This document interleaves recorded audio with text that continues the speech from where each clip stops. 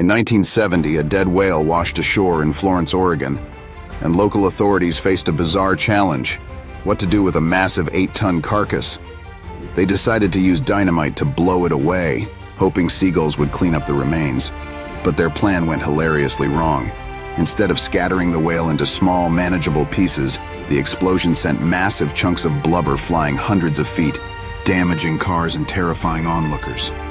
The event became a media sensation, and the exploding whale is now a cautionary tale about unusual problem solving.